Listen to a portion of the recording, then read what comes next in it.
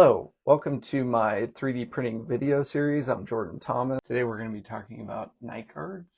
So with Nightguards, you can use a lot of different softwares that are available out there. I prefer to use D3 Splint. I've been using this for the past 6 years and I have nothing but predictable results.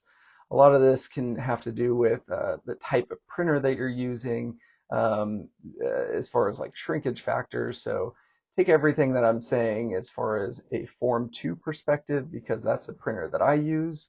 So I'm going to show you exactly how D3 Splint can fit into your practice using some of these Form 2 printers, but it can be used on any printer that you want. So you choose the printer, but you might need to kind of tinker with some of the settings in order to dial it in perfectly. So D3 Splint is built on Blender, as you can see here.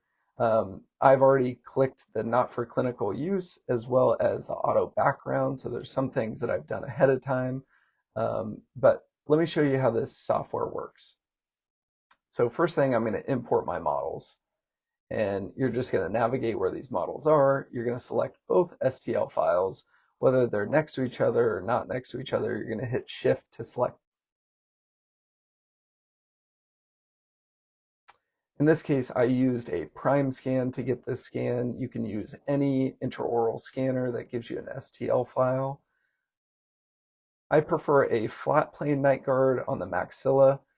You can make pretty much any night guard that you want. The other one that I make from time to time is an anterior ramp. So if a patient has TMD problems, I will probably go the anterior ramp route rather than flat plane. Other thing I'd like to point out is I've already cleaned these models up in Mesh Mixer. The most important part is just to make sure that there's no soft tissue that's going to impinge the articulator. Here's the articulator. I use all the same settings, so I just turn off the articulator. The initial acquisition of all those points, I was just making sure that I selected the same cuffs bilaterally on the maxilla. Now I'm just changing the pin. So I usually start at 3 millimeters, which would lift the posterior a millimeter, and then I check my clearance. You could notice that it was pretty red in the posterior, so I went back, recovered the mounting, and went to 4 millimeters. And now I'm just selecting the amount of undercuts that I have. So you can see everything in that dark gray is the amount of undercuts.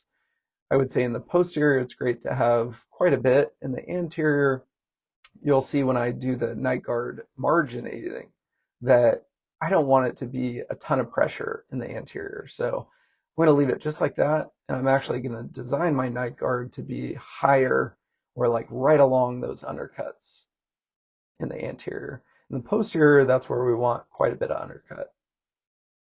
But again, you can adjust these settings to make the amount of resistance and the amount of undercuts smaller. So that's where this comes in. This refractory model is very important. So these settings work perfectly for my printer and my Form 2, but it might need to be adjusted for your specific printer. So if you're constantly getting tight night guards, you can adjust those refractory model settings and get a better fit. So now as I'm going through here and I'm creating these nodes of the Nightguard perimeter or boundary, I can always adjust that. So I'm just going to go through here quickly and select exactly where I want my Nightguard margin to be, but you can click and drag those nodes at any time. So if I went back and selected one previously, I can adjust it, but just make sure when you're going back to draw your margin, you select that most terminal nodes. That way it keeps going from that area. I'm just going to keep plugging through here and getting this Nightguard margin outlined. And you can do this any way that you want. You can scallop the gingiva if you want. But with this software, it'll automatically delete any soft tissue impingement and make sure that it's not pressing up against any of the gingiva. So now I'm done. I'm going to select the inside of that Nightguard, keep plugging along. So now I'm going to add the actual wax rim. It's going to create that flat plane. So you really just want like a nice curve. You don't necessarily need to select every single cusp tip. I basically just look to see if there's a nice outline of the teeth, and then I just kind of go one tooth at a time. So on the lingual here, I just go on the lingual inclinations. There you go. So now once I have everything fused, I'm going to show you a view without the lower model. And I'm going to remesh smooth this. So it's going to smooth the entire night guard.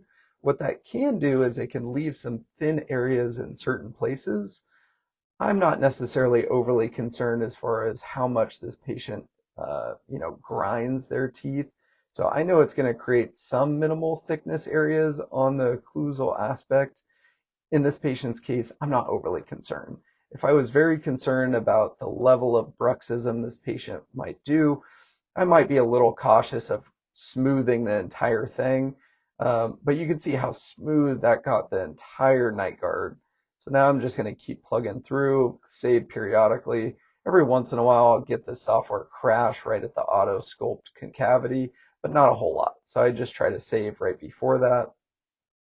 Now I'm going to go through and select all the cusp tips, including the anterior teeth. With a flat plane, it's good to include the anterior teeth.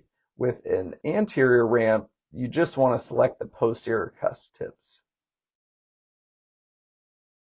Now, if I was concerned about the level of bruxism of this patient, I might not remesh and smooth the entire thing. I might just wait and go to sculpt and smooth out certain areas that I want to before proceeding, which you'll see here in a second. So it'll automatically subtract that posterior plane as well as the functional.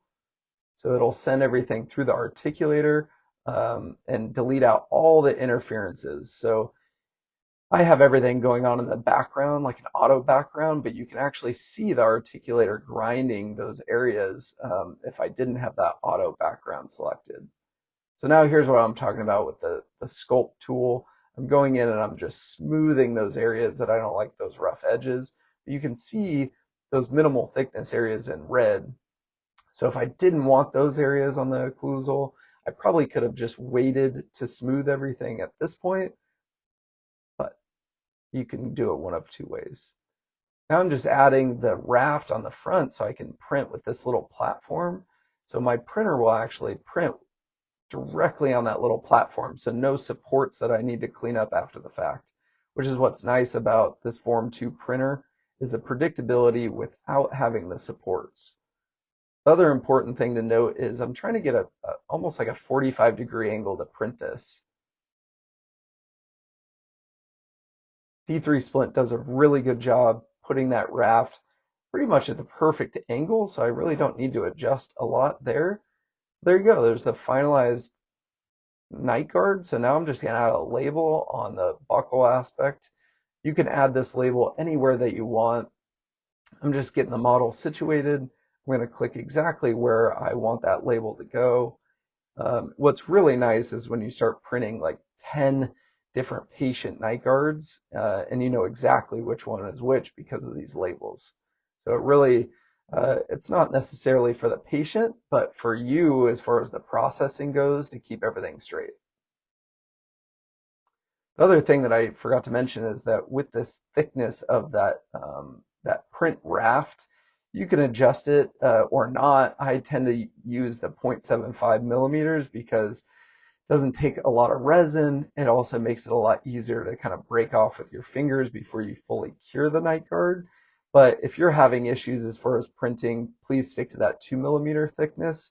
So it can be a little bit of a case dependent especially as far as like which printer that you might be using. So now from here, you're done.